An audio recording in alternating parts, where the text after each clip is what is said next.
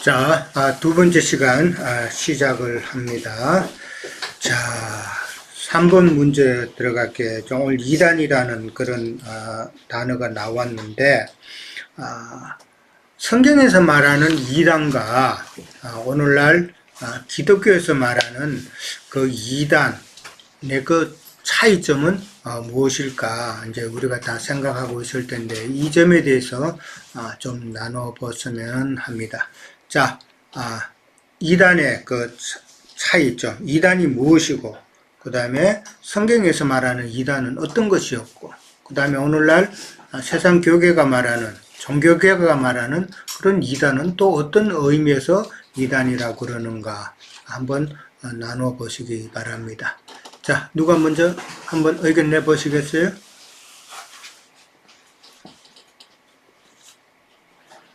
자, 에리카 자매 준비 안 했어요?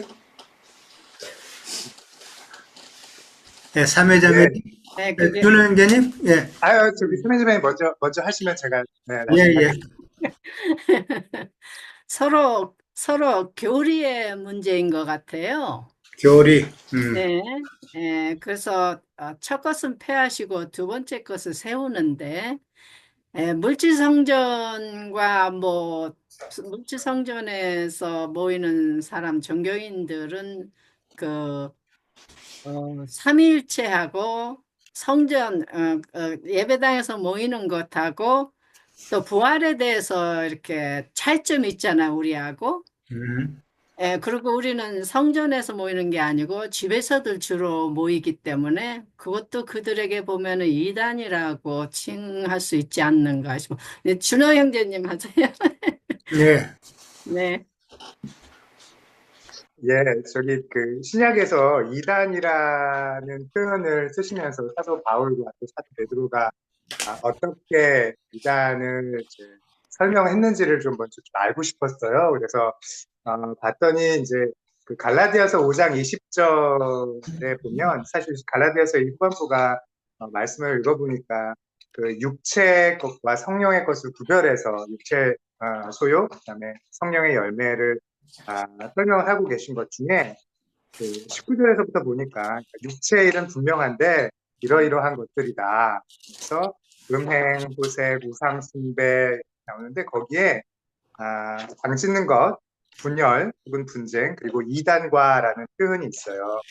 네, 그 이단을 따로 뭐로 이렇게 설명을 하시진 않았지만 전체 문맥에 보면 사실은 분열하고 당짓고 이렇게 육체의 것을 사모하는 것, 그것이 이단이고 또 이제 사도 바울께서 기도서의 3장 9절인가요? 예, 거기에서도 이제 또 설명을 하실 때 그 앞에 무익한 분쟁, 그다음에 율법에 대해서 서로 막 논쟁하고 다투는 것 이런 것들 바로 뒤에 이단에 속한 자는 한두 번 권하고 나서 이제 멀리하라라는 표현을 쓰셨다는 게 유튜브에 보면 결국 이단이라고 하는 것이 이렇게 무익한 분쟁을 초래하고 논쟁을 자꾸 하고 그 율법에 대해서 이렇다 저렇다 왈가불가 이렇게 자꾸 얘기하려고 하는 거죠. 또 이제 그 베드로후서 2장 1절에서는 어떻게 보면 아주 직접적으로 옛날에 있었던 거짓 선지자를 거짓 선생으로 이제 부르시면서 교회 안에 반드시 이런 거짓 선생이 나타나고 이들이 하는 일은 예수님을 부인하고 또 진리의 도가 비방받게 만들고 무엇보다 그들이 하는 일은 성도들을 통해서 자신의 배를 채우려 하고 자신의 이익을 취하려 하는 것. 즉 그들의 가르침이 이렇게 거짓된 가르침일 때 즉 하나님을 멀리하게 하고 예수님을 따르게 하지 않고 자기를 따르게 하면서 이 자신을 따르는 무리를 통해서 이익을 취하려고 하는 이러한 가르침이 바로 이단의 가르침이다. 그리고 그것이 결국은 교회 내에서 분열을 초래하고 자신들이 따로 당을 짓게 하고 되게 무익한 변론들을 하고 그렇게 이제 성경에서 사도들은 이단을 규정을 하셨다면 아까 삼혜자매님께서 말씀하신 것처럼 현재 기독교에서는 여러 가지 교리적으로 뭐 로마교에서부터 자기들끼리 모임을 가져서 이런 교리는 맞고 이런 건 틀리고라고 하면서 내세운 것들이 있잖아요. 이단을 이렇게 구별하기 위해서. 근데 그 삼위일체라고 하는 거를 정말 되게 중요하게 또 물론 이제 당연하게 예수님이 육체의 형상으로 오신 것 자체를 부정하면 그것도 이단. 또 지금 뭐 교회에서 지금 이제 세상 교계에서 얘기할 때는 이게 교회라고 하는 것을 사람의 모임으로 받아들이지 않고 사실 그래야만 하지만 자기들도 모르게 부지불식간에 자기들이 만들어 놓은 건축물, 건물을 통해서 그것이 성전이고 그것이 거룩한 것이고 그 안에서 뭔가를 하고 그 안에서 봉사해야 되고 라는 식으로 가르침을 하고 그것을 따르지 않으면 그런 식으로 모이지 않으면 그것은 꼭 이단 아니야라고 규정할 수 있게끔 만든 뭐 다른 여러 가지들도 있지만 대표적으로는 그런 것들을 생각해 볼 수 있겠다 싶습니다. 예, 마치겠습니다. 예, 또 다른 분 뭐를 생각해 볼 수 있어요? 이단이라는 정의부터 한번 내려볼까요? 이단이라는 정의. 보통 세상 교육에서는 이단이라고 그러면은 끝이 다르다. 그죠? 뭐 끝단자, 뭐 다를 리자, 끝단자 뭐 해서 끝이 다르다라고 하는 게 이제 이단인데 그 말은 무슨 말이에요? 자기네들 교리와 다르다라는 그 주장이죠. 그런 주장. 그러니까 자기네들과 다른 자기네들이 가지고 있는 그 교리, 그거와 다른 것을 주장한다든지 하면은 그거는 이단이다라고 이제 이야기하는 것이죠. 지금 유대인들이 지금 예수님과 바울을 가지고 이단이라 그랬잖아요. 그 이단이라 그런 거, 그 기준은 뭐예요? 자기네들의 그 정통 유대교 교리와 다르다라는 것을 빌미로 삼아서 이단이라고 지금 그렇게 보고 있는 것이죠. 그러니까 이단이라는 것은 참 정통 자기네들이 지켜오던 그 교리와 다르면은 그것은 이단이다라고 그렇게 못 박는다라는 것이죠. 그게 이제 로마교에서 이제 그렇게 많이들 했죠. 로마교에서 참 성경에 기준하지 않고 자기네들의 그 지식과 신학의 기준에서 삼위일체라든지 예정론이라든지 성령론이라든지 여러 가지 각종 신학들이 다 나왔잖아요. 이제 그거를 갖다가 자기네들이 그렇게 내세웠는데 이게 진리야 라고 그렇게 이게 성경이야 이런 식으로 내세웠는데 성경에서는 이제 그게 아닌데 그걸 갖다가 그들은 내세웠단 말이에요. 그거하고 다른 것을 주장하면은 다 이단시했죠. 그래서 우리가 잘 알듯이 많은 사람이 참 그 마녀 사냥식으로 사람들이 죽었죠. 중세 때. 그때 죽은 사람 숫자가 뭐 일세로 의하면 2차 대전 때보다도 더 많은 사람이 죽었다는 거예요. 그러니까 얼마나 많은 사람들이 로마교가 참 자기의 그 권위를 참 유지하려고 많은 자기의 뜻에 따르지 않으면은 많은 사람을 마녀 사냥식으로 해서 그렇게 죽였는가를 우리가 생각해 볼 수 있다라는 것이죠. 근데 또 왜 그렇게 또 하나님이 하시는 거예요? 순교자와 정인의 수를 채우기 위함이죠. 그걸 채우기 위함이다라고 그렇게 또 우리가 생각해 볼 수 있죠. 그러니까 사실 성경에서 말하는 그 이단이라는 것은 정말 참 이단은 어떤 자가 이단이에요? 유대인들이 예수님을 이단이라고 했는데 실제로 예수님 입장에서 보면은 유대인들이 이단인 거죠? 그렇잖아요. 예수님이 참 진리고 예수님이 기준인데 그 예수님을 갖다가 다른 식으로 그렇게 자기네들이 어떤 이론을 만들어내고 그걸 주장하고 그러면은 그게 이단이죠. 마침 그 등대가 있는데 배가 지나가면서 야, 내 앞에 있는 저 물체 빨리 비켜. 이거하고 똑같은 짓이죠. 누가 비켜야 돼요? 배가 비켜야 되잖아요. 그런 식이다. 그러니까 유대인은 자신들의 그 정통 신앙과 다르다는 그 이유로 예수님과 바울을 이단으로 몰아갔는데 결국은 유대교의 그 교리의 세뇌가 됐기 때문에 그런 것이죠. 세뇌가 됐기 때문에 그런 것이고 실제로는 유대교가 이단이었듯이 오늘날에도 다른 교리, 다른 그 신학, 그러니까 뭐 정통이라고 말하는 그런 걸 주장하는 장로교도 많고 그렇죠. 그런 자들이 사실은 세상 교계가 어떤 면에서 보면은 이단이다라는 것을 우리가 생각해 볼 수가 있다는 거죠.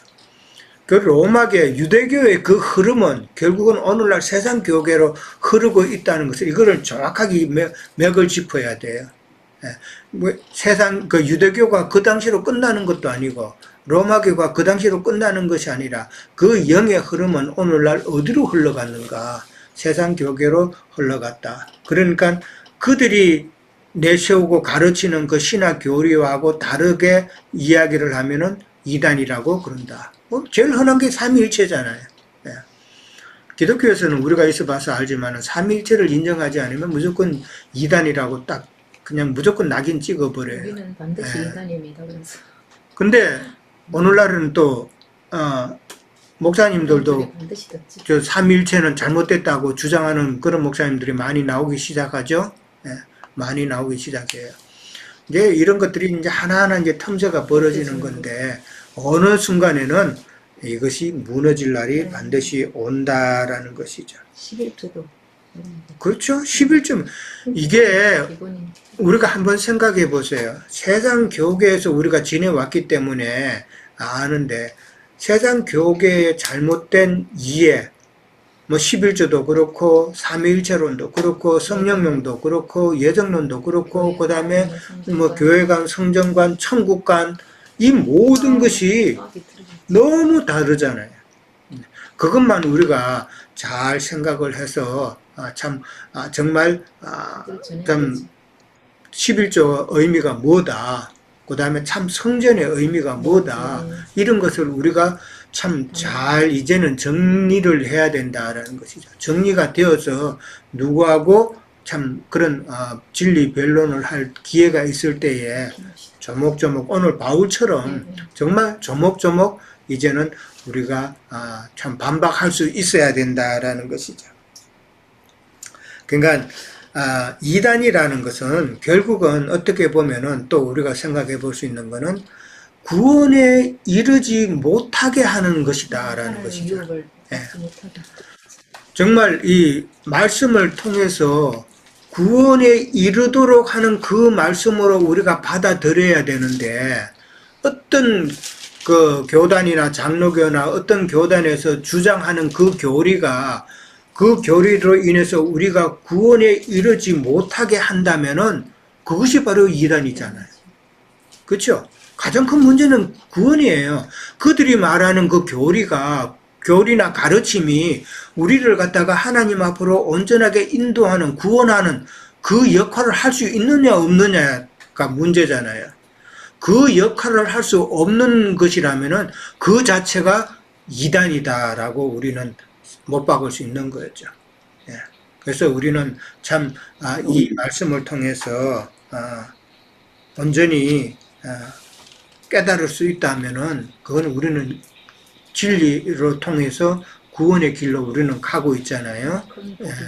그게 우리에게는 참 얼마나 참 복인가 우리는 생각해 봐야 된다라는 것이죠. 참 저희가 한창 일할 때는 이단이라고 쓰고 내로남불이라고 읽었어요. 내로남불. 예. 네. 사실 오늘 아침에 한국에서 온 뉴스를 보니까 그 전광훈이라는 그 사기꾼이 다 때려 부시고 그 법원 뭐 서부지법인가 거기도 다 때려 부시고 있다는데 일반 교계에서 그 전광훈이나 이쪽을 이단의 이자도 못 말하는 이유는 지금 이렇게 가서 교회들을 다 때려 부시는 일들을 하기 때문에 무서워서 말도 못한다 그러더라고요. 그 정도예요. 저희는 여기 미국 사니까 그래도 우리가 이렇게 얘기를 하지만은 여기 워싱턴에도 왔었어요. 근데 왔는데 여기서 큰 교회들이 많이 안 빌려줬습니다. 그러니까는 조그만 다른 교회를 빌려서 집회를 하고 갔는데 여기도 실제로 많은 그 목사들이 그 정광훈을 따르고 막 집회 막 가자고 막 동원도 하고 그랬거든요. 그래서 하여튼 여기도 조금 좀 소란스러웠는데 하여튼 이단 얘기를 하니까 오늘 아침 뉴스가 생각이 났습니다. 네. 그러니까 참 그 정강훈을 따르는 그 무리들을 보면은 다 조금 전에도 이야기했지만 세상 교육의 잘못된 교리로 세뇌됐기 때문에 진리를 모르는 거잖아요. 마찬가지로 그들도 지금 세뇌가 된 거잖아요. 많은 사람이 그 대통령의 뭡니까 비상계엄을 선포하는 그 내용을 다 눈으로 보고 그다음에 직접 다 듣고 그렇잖아요. 그랬는데 그 모든 것이 부정하게 하는 그런 세뇌된 사람들의 그 주장을 보면은 정말 황당하죠. 정말 황당해요. 그러니까 왜 그러냐? 그 사람들은 다 세뇌가 됐기 때문이다. 그러니까 세상적인 면에서도 그런 세뇌가 무서운 것을 우리가 본다면 이 종교적인 면에 있어서도 보면은 진리 면에 있어서도 보면은 참 세뇌가 된 자들은 참 바로 우리가 진리를 증거를 해도 그들은 참 오늘날 그 세뇌된 정강훈 무리한테 가가지고 그 윤석열 대통령이 잘못했고 정강훈이가 뭐 잘못했고 그거 이야기 해보세요. 맞아 죽죠. 네. 똑같은 이치다. 네. 종교도 똑같은 어제 뭐 한남체인 간다고 가니까 여기도 많이 사람들 몰려가지고 데모하더라고요. 네. 종족이는 왜 흔드나 몰라. 참 그거 보면은 그 많은 국민들이 직접 그 TV를 통해서 눈으로 보고 참 뉴스를 통해서 귀로 듣고 다 했는데 그러한 것을 다 부정하는 그런 무서운 그런 세뇌된 영들을 보면은 참 하나님께서 정말 저는 그렇게 봐요. 정강은 그 사람은 목사도 아니죠. 그 사람은 어떤 사람은 그래요. 그 사람은 믿는 자가 아니라고 그래요.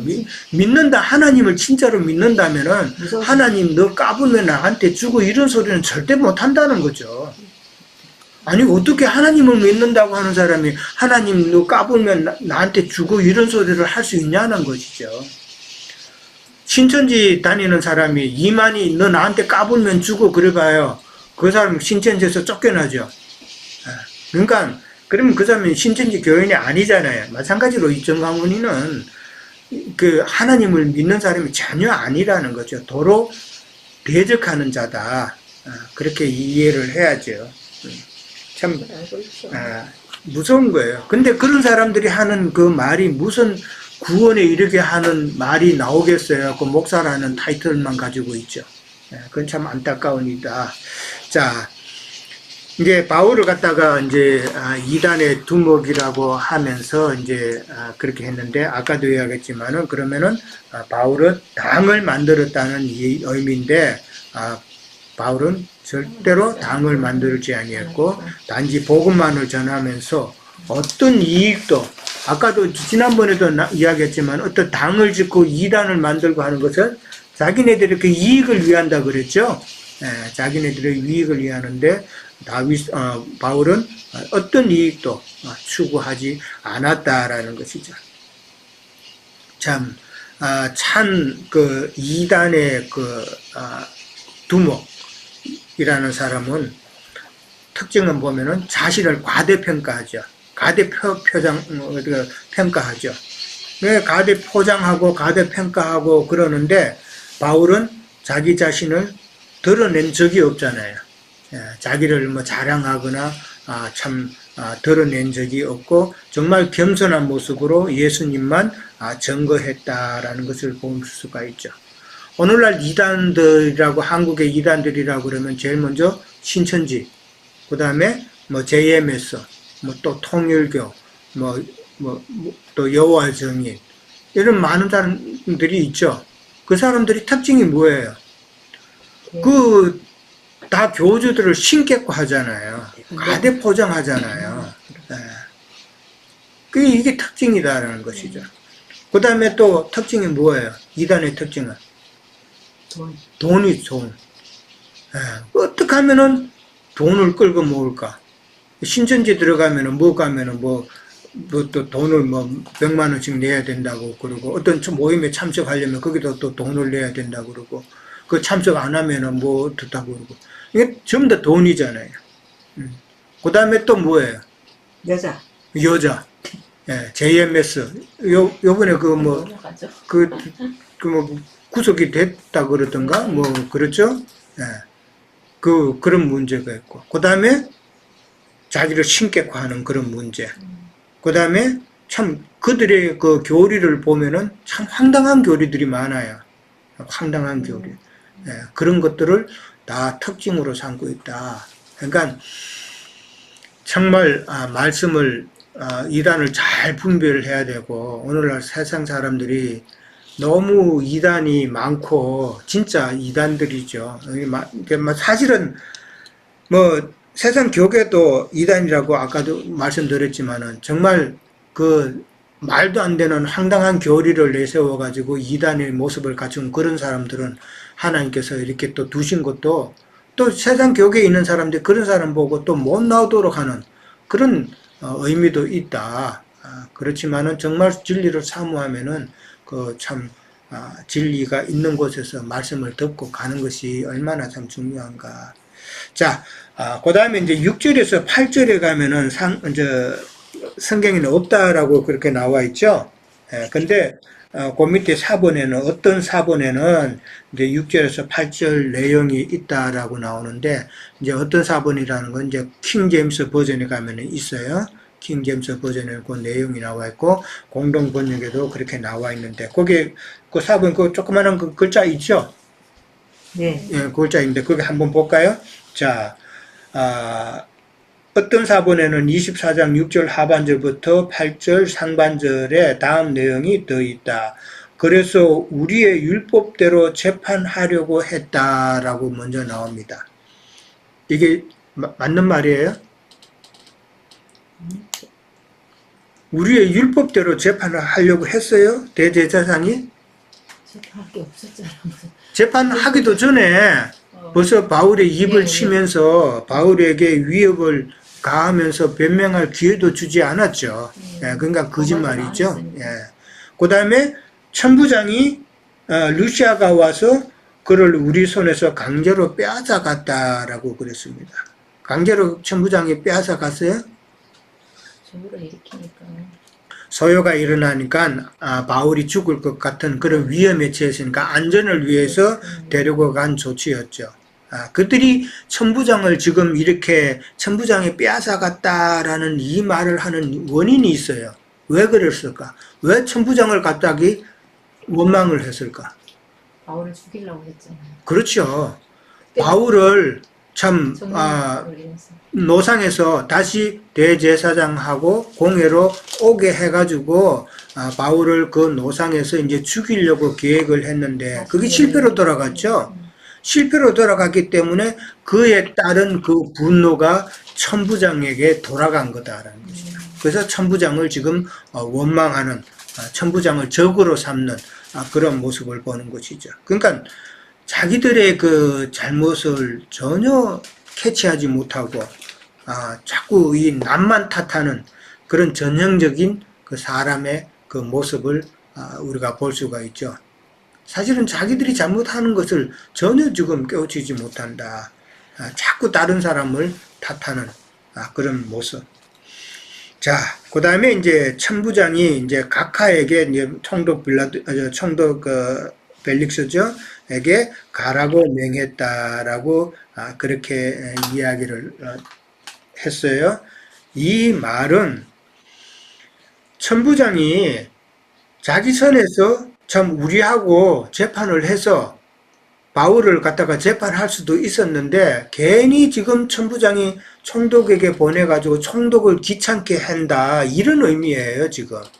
그래서 우리끼리 그렇게 재판을 할 수도 있었는데 총독께 보내가지고 참 이렇게 일을 크게 만들었다라는 그런 의미인 거예요 지금. 그러면은 그러면 천부장이 총독 벨릭스에게 보낸 것을 지금 원망하고 있다라는 그런 의미가 되겠죠.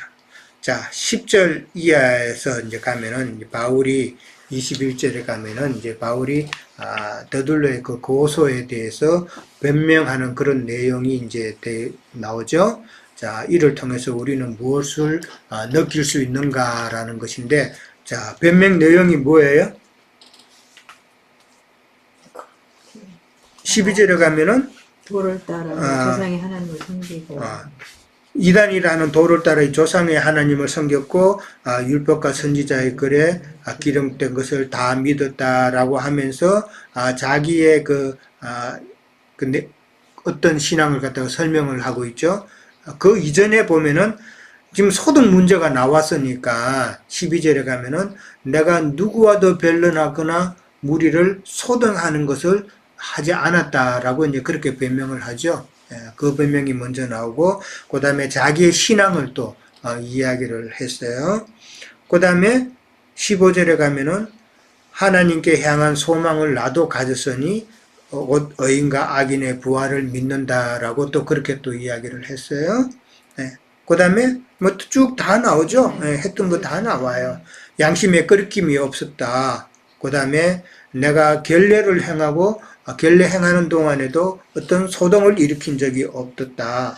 그 다음에 그러니까 아시아에서 온 그 유대인들이 아무 증거도 없이 그 18절, 19절 내용을 보면은 그 내용은 그들은 아무 증거도 없이 나를 그렇게 소동하는 자로 그렇게 몰아붙였다라고 그렇게 또 주장을 하죠.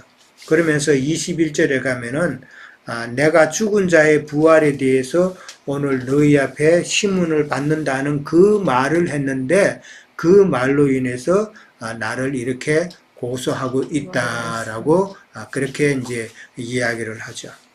그러면서 이제 바울이 더둘러가 총독에게 그 표현을 했듯이 바울도 더둘러에 대해서 한마디 하죠. 그 말이 뭐예요? 당신이 10절에 보면은 여러 해 전부터 이 민족의 재판장된 것을 내가 알고 내 사건에 대하여 기꺼이 변명하나이다 라는 말을 합니다. 이 말은 무슨 뜻일까? 더둘러가 말했던 아첨하는 말하고는 다르죠. 완전히 달라요. 이거는 사실이에요.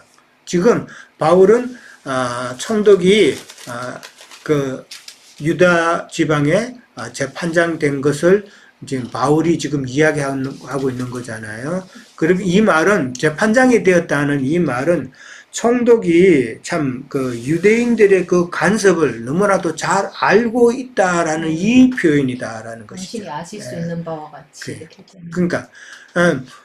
그러니까 총독하려면은 자기가 다스리는 그 나라 그 국민들이 어떤 국민성을 좀 알아야 되잖아요. 그리고 그 나라의 그 풍습도 알아야 되고 그러는데 이 총독 벨릭스는 그것을 잘 알았다라는 내용이죠. 그러니까 유대인들의 특징이 고집스럽죠. 유대인들은 고집불통이에요. 그리고 남의 말을 잘 안 들어요. 그리고 상당히 배타적이에요. 이방인이라 그러면 아주 싫어하는 그 배타적인 그런 모습. 그렇기 때문에 대제사장과 장로들은 이방인인 로마의 관리들하고는 잘 어울릴 수가 없었던 거예요. 그만큼 그들의 성격이 그랬으니까. 그 다음에 또 상당히 불평을 많이 하는 민족이었다. 툭하면 불평을 해요. 그렇기 때문에 이 총독은 그런 것을 잘 알고 있었다라는 것이죠. 그러니까 바울 입장에서는 총독이 누구 한쪽 편에 유대인에게 치우치지 않는 자였기 때문에 자기가 변명을 해도 잘 이해하고 재판할 수 있을 것이다 라는 그런 기대감에서 지금 10절의 말을 이야기한 거예요. 자, 그 다음에 이제 많은 변명을 하면서 우리가 바울의 그 변명을 통해서 우리가 느낄 수 있는 부분들이 있죠. 자, 어떤 것을 우리는 느꼈어요? 바울의 변명을 보면서 우리가 느낀 거 뭐 없어요? 저는 제가 얘기해도 돼요? 네? 그냥 이제 뭐 이렇게 뭐 굉장히 담대하고 뭐 떳떳하고 분명하고 이런 것들에 대해서는 이전부터 언제나 바울 형제님은 어떠한 경우에도 진짜 굉장히 그 단호한 그런 얘기를 하고 사실적 있는 걸 그대로 얘기하고 그게 굉장히 상대방으로 하여금 할 말을 못하게끔 여기 보면은 그들이 능히 내세울 것이 없나이다. 그들이 알고 있나이다. 이런 사실을 그러니까 그 앞뒤에 문맥이 너무 맞게끔 딱딱딱딱 이렇게 얘기하는 그거를 보면서 저희도 복음을 전해야 되잖아요. 사실은 저희도 이단 소리를 듣는 그런 말씀이잖아요. 어떻게 뭔가가 좋게 얘기하다가도 어느 부분에 가가지고는 반드시 사람들이 우리를 이단으로 보겠다. 이단으로 딱 얘기할 수밖에 없겠다. 이런 걸 굉장히 많이 저도 느꼈거든요. 그럴 때에 이렇게 담대하게 얘기할 수 있어야 되는데 이런 그런 담대하게. 이렇게 그러니까 그러려 그러면 얼마나 말을 조율 있게 잘할 수 있는 말씀으로 잘 뭐 양육을 돼야 되고 그러기도 하지만 근데 이제 그런 거죠. 예. 이런 상황에서도 정확하게 기죽지 않고 복음을 전할 수 있는 그런 바울 형제님에 대한 그런 것을 또 보는 거죠. 자, 변명하는 바울을 보면서 반박하는 바울을 보면서 또 어떤 것을 느꼈어요? 사매자매님? 바울 형제님이 가진 믿음에 분명한 것, 의인과 악인이 부활할 것, 또한 예수님께서 자기가 어떤 분을 믿고 지금 어떤 신앙생활을 하고 앞으로 부활까지 올 것이라는 것을 진리를 증거하는 걸로 또 한면을 볼 수 있지 않나 싶습니다. 네, 그걸 바울의 증거는 항상 진리가 이제 내포되어 있는 그런 증거죠. 예. 자, 그것도 느끼신 거 없어요? 바울을 보면서? 저는 하나님과 사도 바울이 이렇게 당당한 거는 그 하나님과 사람에 대하여 항상 양심의 끄리낌이 없기를 힘쓴다는 거. 참 끄리낌 없는 그런 복음의 전도자였기 때문에 담당할 수 있었다. 근데 15절에 다른 것보다도 그 15절 그러니까 그들이 기다리는 바 하나님께 향한 소망을 나도 가졌으며 곧 의인과 악인의 부활에 대해서 말할 때 이 사람들이 앞에도 보면 소동을 일으켰었거든요. 그래서 그러니까 뒤에도 보면은 벨렉스 그 총독한테도 이런 말을 했을 때 벨렉스 총독이 좀 두려워했다는 말도 있는데 의인의 부활과 악인의 부활에 대해서 정확한 이해를 갖고 있어야 되겠구나. 그러니까 이렇게 우리가 만약에 세상 교계 목사님들이나 아니면 그런 분들한테 이렇게 전할 때 이렇게 부활에 대해서도 정확하게 얘기하지 않으면 이게 진짜 진짜 이게 오히려 진짜 돌을 맞을 수도 있잖아요. 근데 그 의인의 부활은 생명의 부활이고 악인의 부활은 심판의 부활인데 이것을 계시로 있는 말씀까지 정확하게 심취하지 갖고 있지 않으면은 말씀을 복음을 전할 때 굉장히 오히려 핍박을 받을 수도 있겠다 이 생각은 좀 했어요. 그렇죠. 부활에 대해서는 지난번에도 우리가 나눴죠. 심판의 부활로 일어서는 자, 그 다음에 생명의 부활로 일어서는 자. 그러니까 의인의 부활은 생명의 부활이고 악인의 부활은 심판의 부활이다라고 우리가 나눴죠. 그렇죠. 그리고 또 그거는 첫째 부활로 이어지죠. 의인의 심판은 생명의 부활이고 그 생명의 부활은 바울 사도가 고대했던 첫째 부활로 일어나는 자들로 그렇게 연결이 되죠. 그 다음에 악인의 부활은 이 악인은 심판의 부활이죠. 그 심판은 나중에 백보자 심판에서 그들이 심판받기 위해서 그들은 부활하는 거예요. 부활이라는 게 좋은 것만 있는 건 아니에요. 악인은 심판받는 존재로서의 부활이다라는 것이죠. 이런 내용을 정확하게 이제 이해를 해야 되죠. 그러니까 악인과 의인의 그 의미도 우리는 정확하게 알고 있어야 되고 성경에서 말하는 악인과 의인의 존재는 어떤 신앙을 했느냐 이것을 두고 기준으로 삼는다라는 것이죠. 저는 이 바울의 이런 모습을 보면서 먼저 참 감정적으로 대하지 않는 그 바울의 모습을 봐요. 그렇죠? 우리 같으면은 더둘러가 자기를 고소하는 내용을 이렇게 쭉 이야기했으면 중간에 나서서 아우 그게 아니라고 손짓하면서 바락바락 고함 지르면서 그렇게 하지 않겠어요? 흥분하죠. 예, 흥분하죠 진짜. 근데 바울의 모습을 보세요. 바울은 10절에 보면 총독이 바울에게 머리로 표시하여 말하라 하기까지 그가 하라 하니까 그가 대답했다 그랬죠.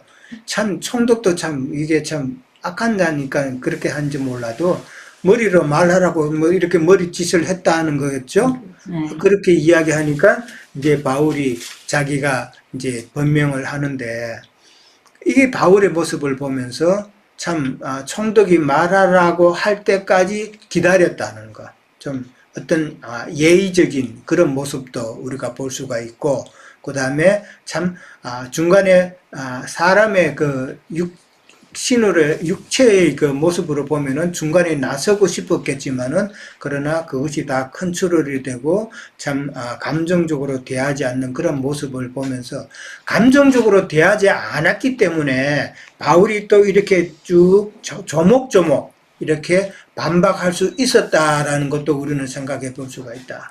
그러니까 사람이 어떤 누구하고 토론을 할 때 감정이 딱 나오면은 머리가 하얘지죠. 하고 싶은 말, 해야 될 말이 이게 순서적으로 안 나온단 말이에요. 저도 그래. 누구하고 막 감정이 격해지고 그러면은 내가 끝나고는 나 이 말을 할 걸. 이런 거 후회되는 게 많잖아요. 그만큼 감정이 앞서면은 내가 해야 될 말을 조리 있게 못한다. 그러니까 지혜로운 말이 절대 그 입에서 나올 수 없다라는 것이죠. 그러니까 우리가 감정을 컨트롤하는 것이 사실은 참 중요해요. 사도 바울은 굉장히 이성적인 사람이고. 그렇죠. 그다음에 그 보면은 여기서 보면 혼자서 자기 변론을 하는 거잖아요. 그렇죠. 자기 저기 유대인들은 변호사가 있는데 사도 바울은 없잖아요. 근데 사실은 바울의 변호사는 성령이죠.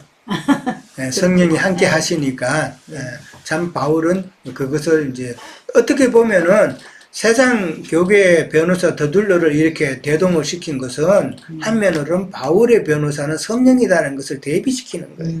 예, 그렇게 우리가 볼 수 있는 거예요. 그래서 바울은 세상 변호사보다도 더 훌륭한 성령의 변호가 있는데 어찌 바울이 그렇게 조급할 수가 있고 감정적으로 나올 수 있겠냐는 것이죠.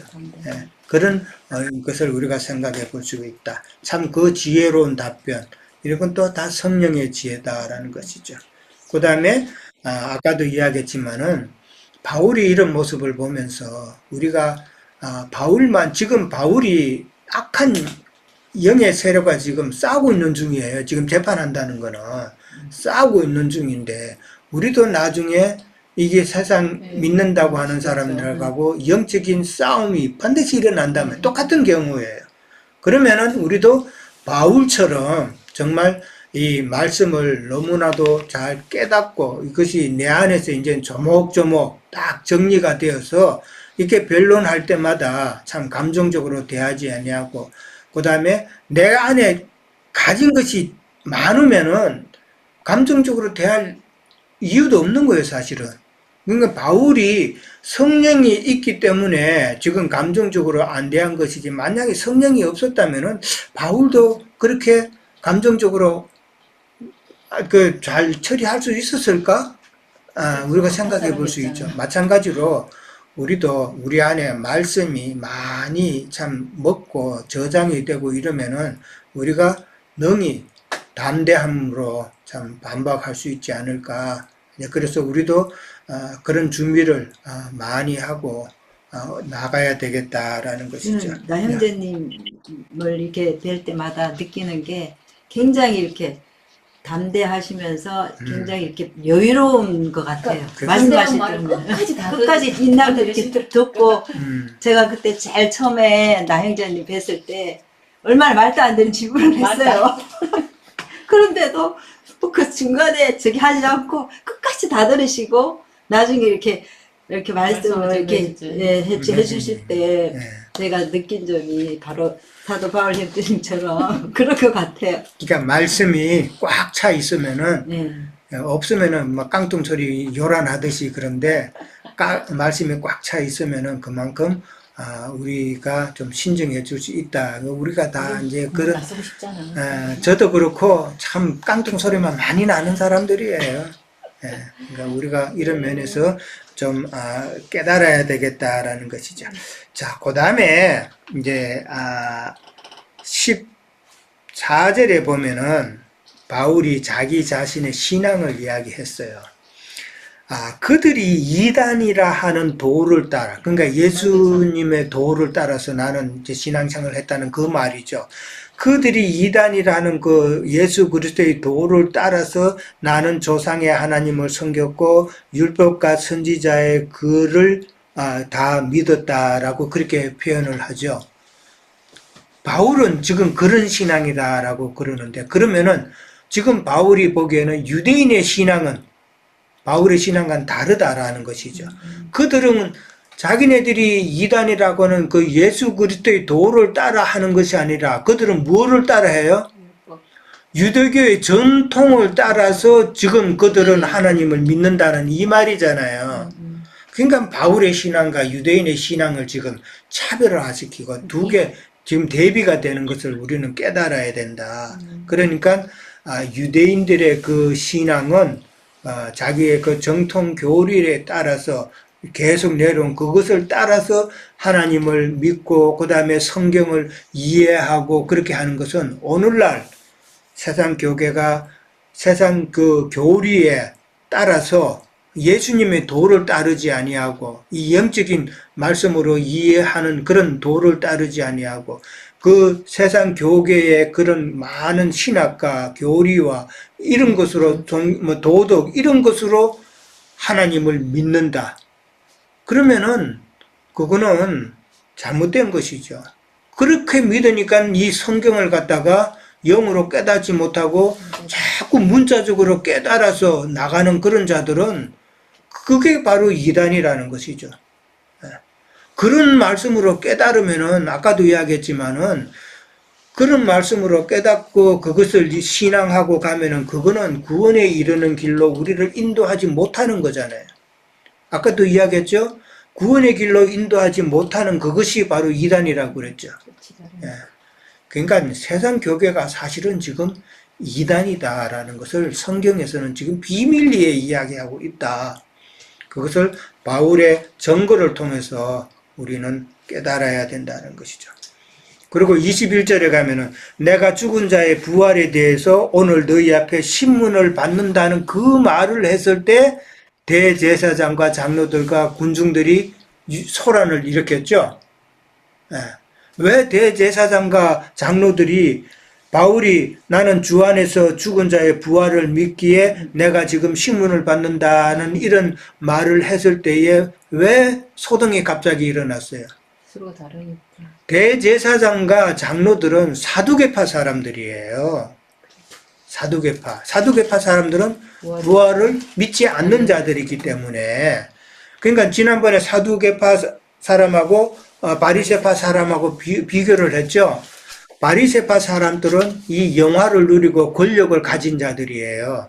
그 로마 정부와 결탁이 되어 있는 자들이고 그렇기 때문에 이들은 사두개파 사람으로서 부활을 부정하는 자인데 바울이 부활을 이야기하니까 거기에 대해서 소동이 일어났다라고 이해를 하면 되는 것이죠.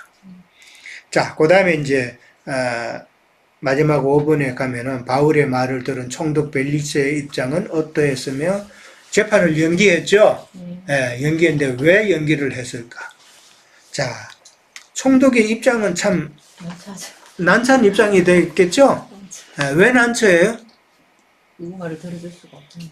지금 총독은 벨릭스는 이 그리스도교에 대해서 전혀 모르는 자가 아니에요. 알고 있다. 네, 어느 정도 알고 있어요. 그리고 그 그리스도를 믿는 자들이 그렇게 악한 집단이 아니라는 것도 알고 있어요. 그리고 우리가 알듯이 그 백부장 고넬료 같은 경우도 로마의 군인이지만은 예수를 믿었단 말이에요. 그럼 고넬료가 혼자만 믿었겠어요? 자기 동료들에게도 그리스도의 복음을 증거했을 거란 말이에요. 그러면은 이게 천부장에게도 알고 그 다음에 총독도 그런 사실을 모를 리는 없다라는 것이죠. 그러면은 총독이 알기로는 참 바울은 그리스도인들은 유대인들이 주장하는 것만큼 그렇게 사악한 자들이 아니라는 것을 알고 있다는 이야기잖아요. 예, 그렇기 때문에 참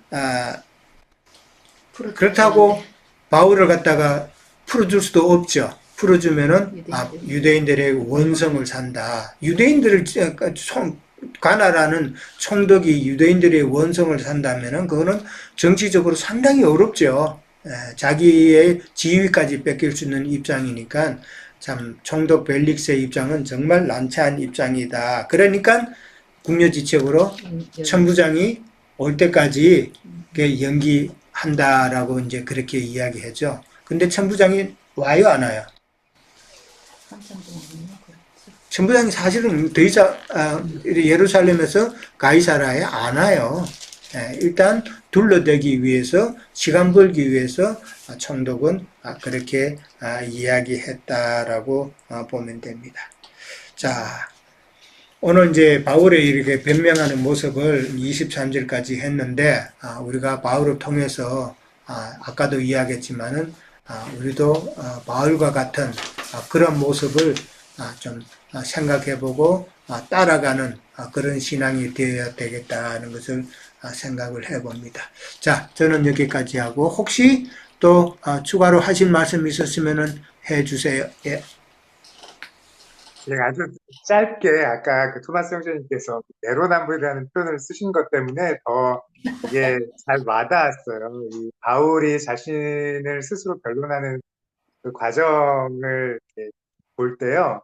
앞에 이 더둘로가 바울을 이제 도큐즈하면서 했던 것 중에 막 유대인을 다 소유하게 만드는 그런 사람이라고, 조현병 같은 사람이라고 하는데, 사실 누군가가 많은 집단을 막 소동케 하고 요란하게 하고 하는 사람이라면 그 사람은 그 말이 굉장히 격정적이고 격동시키고 막 이런 사람일 것 같아요. 그렇죠? 말을 할 때. 근데 지금 이 사용하는 단어들을 보면 이 더둘러가 굉장히 그런 격동시키는 말을 많이 해요. 전염병 같은 자고 뭐 사회악이고 막 이런 식으로. 근데 사도 바울은 말을 할 때 너무 차분하게 말씀하시잖아요. 이거 보면. 그러니까 이런 말투로 누구를 격동시킬 수 있겠어요? 이렇게 사회의 불안을 조성할 수 있겠어요? 그러니까 이 말을 하고 있는 그 태도에서부터 이미 이 변론을 한다고, 아니 변호사라고 하면서 이렇게 어큐즈를 하는 이들이 사실은 정말로 다른 사람을 잡고 진리를 말하는 사람을 오히려 군중을 더 격동시켜서 회방을 시키는, 즉 자기가 다른 사람을 비난하는 그 일을 자기가 그대로 하는 사람이라는 것을 한면으로 보여주고, 오히려 사도 바울은 그런 비난을 받지만 실제로는 다른 사람에게 정말 너무 논리적이고 차분하게 있는 그대로 사실을 정확하게 전달하는 사람이라는 걸 이렇게 대비해서 잘 보여주네요. 그래서 네. 그 진짜 이들이 내로남불하는 사람들이라는 거를 이런 면에서도 볼 수 있다라고 말씀드리고 싶습니다. 예. 요즘에 한국의 그 사태를 이렇게 쭉 보면서 우리가 느끼는 거는 진리는 결코 선동하지 않는다. 근데 비진리는 선동을 하죠. 한국의 극우 유튜브들이 보면은 비진리니까 자꾸 선동을 하잖아요.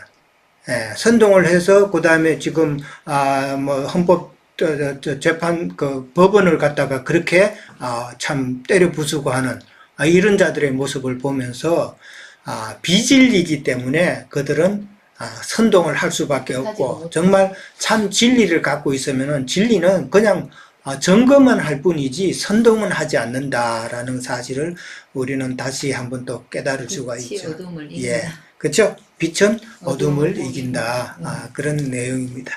자, 오늘은 여기까지 하도록 하겠습니다. 자, 다 수고를 하셨고요. 다음 주 또 뵙도록 하겠습니다. 예, 들어가세요. 예.